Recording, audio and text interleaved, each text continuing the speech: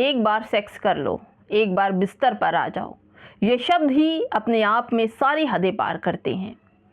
दोस्तों, उत्तर प्रदेश के महोबा में मोहन लाल कुशवाहा बीजेपी के जिला अध्यक्ष हैं। उन्होंने पार्टी के पूर्व जिला मंत्री दीपाली तिवारी को जिला उपाध्यक्ष बनाने के लिए सेक्स का ऑफर दे डाला और ये ऑफर इतना खास था कि डबल ऑफर दे दिया। दोस्तों, दीपाली का एक वीडियो सोशल मीडिया पर आया है।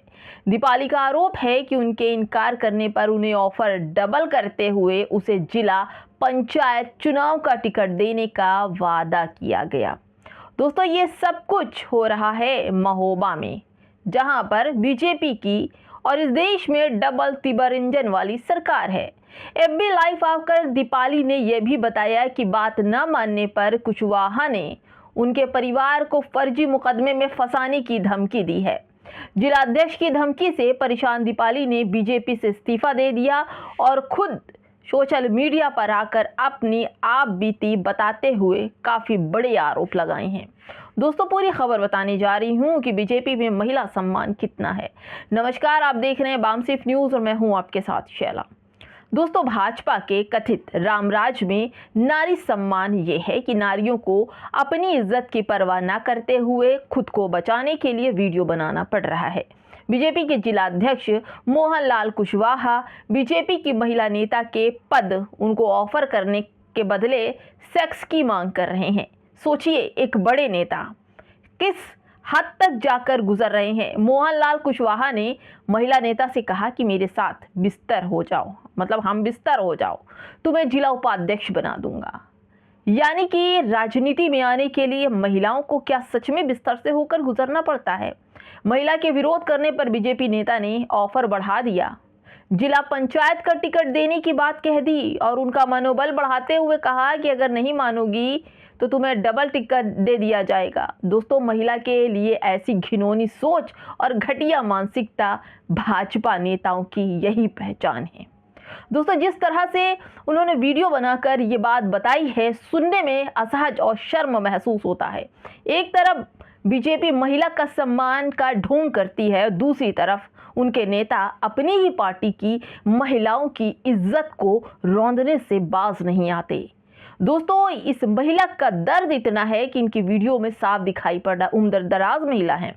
सच है कि बीजेपी का डीएनए ही महिला विरोधी है। जहां ऐसी वहशियों को संरक्षण और बढ़ावा दिया जाता है, यहीं इनकी असली चाल चरित्र चेहरा सामने आ जाता है। दोस्तों, इससे पहले कई ऐसी महिलाओं ने इस पूरी बीजेपी की पार्टी को कहा था कि मैं ऐसे पोल खोल दूंगी कि बीजेपी वाले नंगे हो जाएंगे, पजामे में पेशाब कर देंगे, सेक्स कर लो, जिला उपाध्यक्ष बना दूंगा। ये कोई और नहीं, भाजपा का जिला अध्यक्ष ही बोल रहा है।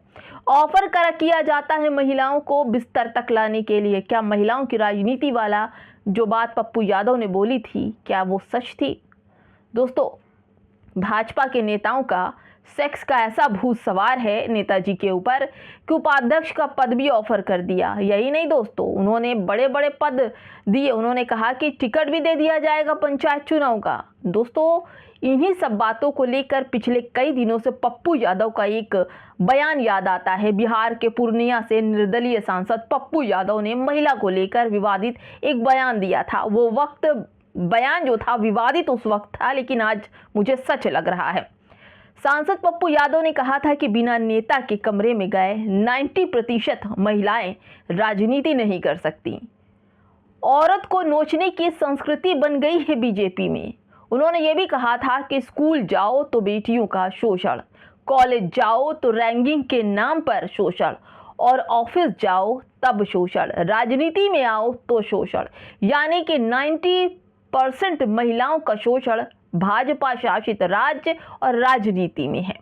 उनकी इस बात को लेकर बीजेपी वाले अनंत सिंह की भावना उस वक्त बड़ी आहत हुई थी और उन्होंने मीडिया बुलाकर पप्पू यादव की धज्जियां उड़ाई थी। दोस्तों, उन्होंने कहा था कि पप्पू यादव पागल हो गया है। पप्पू यादव बोल रहा है कि महिला नेता जब तक मर्द नेताओं के कमरे में नहीं जाती, वह नेता नहीं बन पाती। दोस्तों, ऐसा पप्पू यादव ने कहा था और उस पर अनंत सिंह का ये बयान सोने पर सुहागा लेकर आता है। अनंत सिंह ने कहा था कि पप्पू यादव की पत्नी भी नेता हैं। वो अपनी पत्नी से पूछे कि वह किस कमरे से होकर गुजरी थी। दोस्तों, इस दोनों मामले में पप्पू यादव और अनंत सिंह की झगड़ा था, कंट्रोवर्सी चल रही थी, लेकिन राजनीति महिलाओं के लिए नहीं है। पुरुष महिला के साथ सोने को बेताब रहता है, और चूंकि राजनीति में सोच, सिफारिश और गुणा भाग घटाना चलता है, तो यही सब महिलाओं के साथ होता है। दोस्तों, ये बयान दीपाली का रोंगटे खड़े कर देता है कि जो महिलाएं आगे बढ़ना चाहती हैं वो यहीं से रुक जाएं।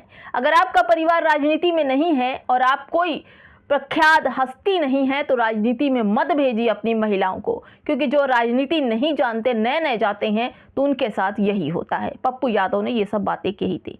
दोस्तों, विधायक, इस पर मैथिली का जवाब भी पप्पू यादव के लिए आया था। वो काफ़ी गुस्सा हुई थी पप्पू यादव के इस बयान से। उन्होंने कहा था कि पप्पू यादव अगर माफ़ी मांग लेंगे तो भी माफ़ नहीं कर पाएंगे उन्हें। बिहार बीजेपी की विधायक मैथिली ठाकुर ने बड़ी बात की थी। दोस्तों, उस वक्त जब पप्पू यादव और अनंत सिंह आपस में भिड़ रहे थे, तो उसी वक्त मैथिली नई विधायक बनी हैं, जिनको खुद पता नहीं कि वो सांसद हैं या विधायक है। पप्पू यादव ने कहा था कि 90% महिलाएं राजनेताओं के कमरे में गए बिना राजनीति में प्रवेश नहीं कर सकती।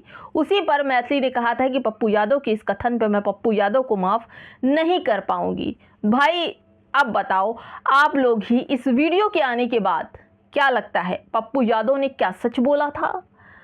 दोस्तों, वैसे बीजेपी वाले संस्कारी नेताओं की रोज कोई ना कोई नई सीरीज निकल कर बाहर आ ही जाती है। चाहे आप उसको हाईवे पर देख लीजिए, चाहे किसी बंद प्रज्वल रवन्ना के सीडी पर देख लीजिए, लेकिन रोज महिलाओं के साथ छेड़छाड़, महिलाओं के साथ रेप, शोषण होता है। लेकिन भाजपा में मौजूद नेत्रियां, मैथिली ठाकुर हो, स्मृति ईरानी हो, कंगना रनावत हो, कोई भी हो, लेकिन ये लोग एक बार भी महिला के रेप पर या कोई रैली ये लोग निकालती हैं क्या? धरना प्रदर्शन देती हैं उनके न्याय के लिए? क्या कोई आंदोलन करती हैं? दोस्तों, इन महिलाओं के मुंह से तो संसद में भी महिला के टच में कोई एक शब्द नहीं निकलता। तो दोस्तों, ऐसे में इस बात का मैं जो दीपाली हैं उनका वीडियो आ जाना एक बार फिर सोचने पर मजबूर करता है कि क्या पप्पू यादव ने सही कहा था कि राजनीति में आने के लिए महिलाओं को, 90% महिलाओं को ऐसी गंदी मानसिकता से होकर तब राजनीति में आना पड़ता है। दोस्तों, मेरे पास शब्द नहीं होते इस तरह की वीडियोस बनाने के, लेकिन आप तक इस वीडियो को पहुंचाना हमारा कर्तव्य होता है। दोस्तों, इस पूरी वीडियो पर आपका क्या कहेंगे, कमेंट में हमें ज़रूर बताइएगा। नमस्कार।